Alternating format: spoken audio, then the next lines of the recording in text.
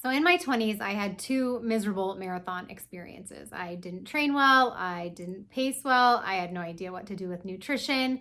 And those marathons were right around the 5 hour mark. And though there's absolutely nothing wrong with that, I was certainly not reaching my potential, but I really had no idea what I could do. I just assumed that I wasn't cut out for those long distances, that I would go ahead and be fine going back to 5K and 10K, and that I would probably never run a marathon again. And I quit. I quit that distance.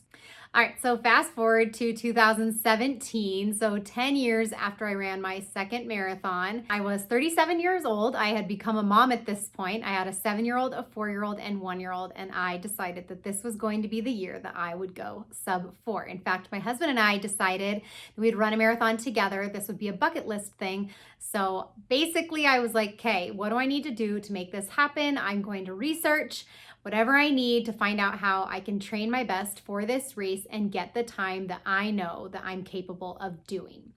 So here I'm going to go ahead and share what I did to go sub-4, ultimately a 3:49 at Twin Cities in 2017. And I think what I have to share with you guys today will be super valuable in helping you get to that sub-4 hour mark that you're looking for as well. All right, so the first big thing is that you need to be comfortable in other distances first. So you're probably thinking, well, duh, obviously you would run like a 5K, 10K, and half marathon before you would go to the marathon.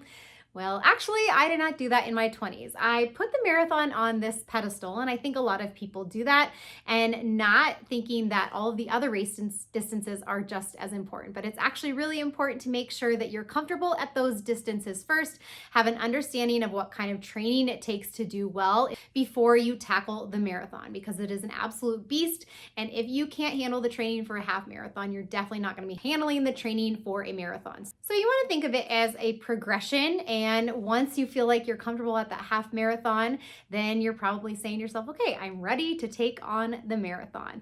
And in fact, it might be a situation too where you want to run a marathon first, your first marathon, and not worry at all about a time goal. Take that 4-hour marathon time goal out of your head and just think about, let's see what I can do in the marathon. Let's see what this is like first, because you're not going to have any idea until you actually get there and do it.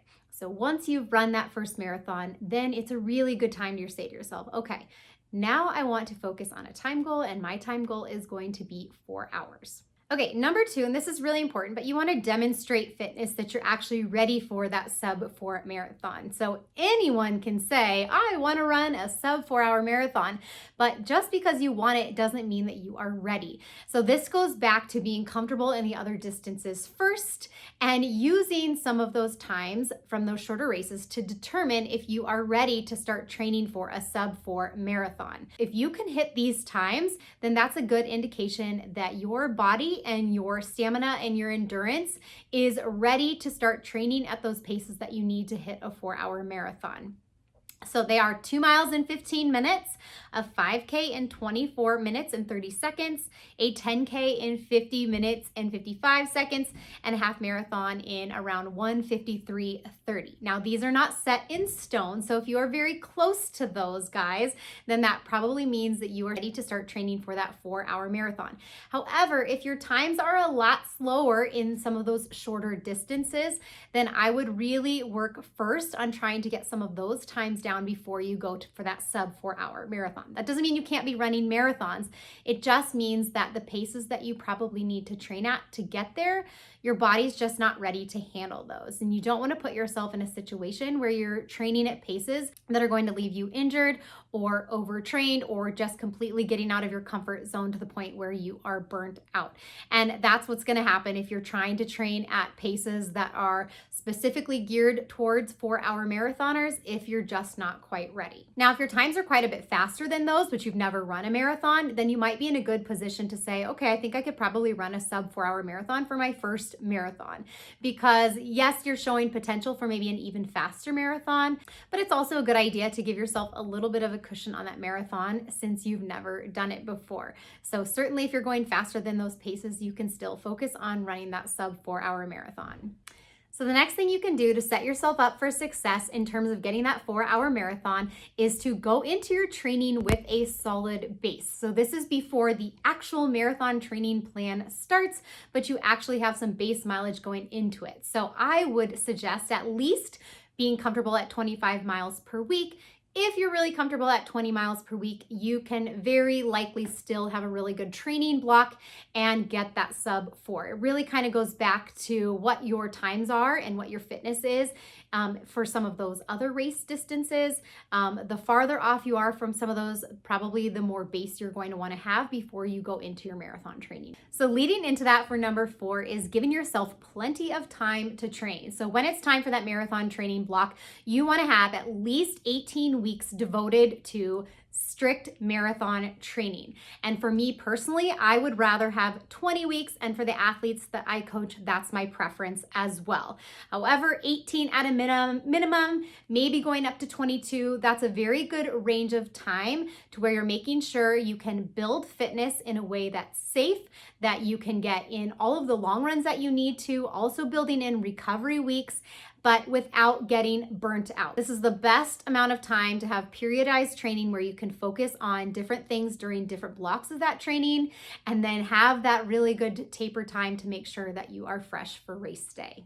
All right, number 5, this is a huge one that I was not doing when I was training in my 20s, and that is making sure that you are focusing on mostly easy mileage. And it comes down to what you've probably heard of, which is the 80-20 principle, where you're running 80% of your mileage at an easy pace and 20% of your mileage up in that hard intensity zone. Now, it doesn't need to be an exact split. Sometimes it'll be more like 90% easy, 10% in that hard intensity. But overall, a high majority of your miles are going to be done at that easy pace. So you might be saying to yourself, well, I'm trying to get faster. I want to go to the sub-4 hour marathon. How is running most of my mileage easy going to get me to the point of being able to run a faster marathon? Well, the marathon is about 97% aerobic, which means you really need to place emphasis on building your aerobic system, strengthening your heart, building your cardiovascular endurance. And that is done by making sure that you are staying in an aerobic zone when you are running. In order to do that, you have to run slow. So by running most of your miles at an easy pace, you're going to become more aerobically efficient, which is going to allow you to run the entire 26.2 miles, feeling good throughout that time, as well as ultimately getting a faster time. You'll also ensure that on the days that you do need to go hard, that 10 to 20% hard intensity, that you're ready for those days because you went easy on all of the rest of your other mileage.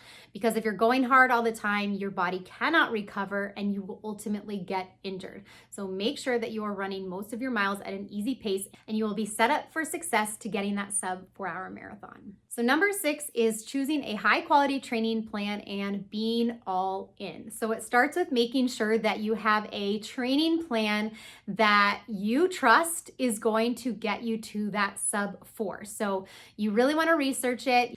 And then once you've chosen that plan, it's time to say you are going to be consistent and have no excuses.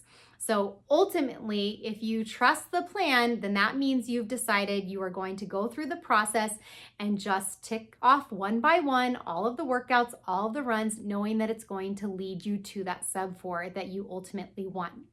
Now, if you guys are looking for a training plan, I have one that I wrote, and actually it's delivered through Final Surge, which is the app that I use to coach through as well. And it's just really nice because it syncs with your watch. You can see the runs on your app. It will tell you what run you have the next day. And once you do the run, then it just syncs through and basically checks it off that you have it done. So it's a really good system for accountability. And it's just nice because it's all right there instead of having a paper plan where you have to check things off or constantly checking the paper. And we know we always have access to our phones. And so it's just a really, really nice app. So when I wrote the plan, I really focused on that 80-20 running and making sure that that 20%, those harder quality sessions, were exactly what you would need to hone in on the right spots of your training, getting you strong enough, getting you fit enough and fast enough to make sure that you can go that sub-4. So if you guys have any questions about it, let me know, but I will link it below in case you are interested in checking it out. Beyond that, if you are someone who knows you struggle with accountability, I would highly recommend having someone that you are training alongside. I know that was huge for me of getting that sub-4 in 2017 because my husband and I trained together, and so we were accountable to each other. But if you know that's not your strong suit, then having a coach could be someone really valuable for you. And beyond accountability, they just make sure that your training is tailored specifically to you, exactly what your training paces should be based off your current fitness. And there's a lot of communication back and forth there in case anything needs to change along the way, something needs to flex, which is a great reason to have a coach. And if this sub 4 is a huge goal for you and super important to you, a coach can really help you get there.